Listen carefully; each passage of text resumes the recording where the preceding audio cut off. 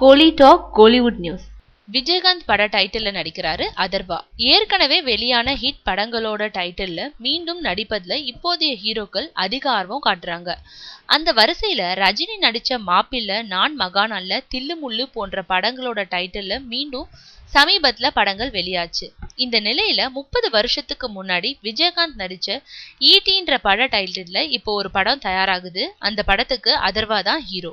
இந்த படத்தை director Vetrimaaran, Michael Rayappan 2 பேரும் சேர்ந்து தயாரிக்கிறாங்க. இதுல அதர்வாவுக்கு ஜோடியா நடிப்பதற்கு மார்க்கெட்ல இருக்க நடிகையா தேடிட்டு வந்தாங்க. இப்போ வருத்தப்படாத வாலிபர் சங்கத்தோட படநாயகி ஸ்ரீ திவ்யாவை புக் பண்ணியிருக்காங்க.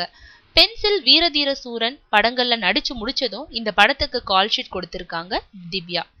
மேலும் விஜயகாந்த் படத்தோட தலைப்பு வச்சிருக்கிறதுனால அந்த படத்தோட கதைக்கும் இந்த படத்துக்கும் ஏதேனும் தொடர்பு இருக்கான்னு விசாரிச்ச போது தலைப்பு தான் ஈட்டியே தவிர இந்த கதைக்கும் அந்த கதைக்கும் எந்த தொடர்பும் இல்லைன்னு சொல்லியிருக்காங்க. மேலும் இன்றைய காலகட்டத்திற்கு ஏற்ப கதையில் உருவாகும் ஈட்டி நல்லதொரு மெசேஜ சொல்லும்னு சொல்லியிருக்காங்க. வெற்றிமாறன் இயக்கிய ஆடுகளம் படத்துல உதவியாளரா பணிபுரிஞ்ச ரவி பிரகாஷ் தான் இந்த படத்தோட இயக்குனர். இந்த படத்துல ஜனவரி மாசம் கலந்துக்கிறாரு அதர்வா.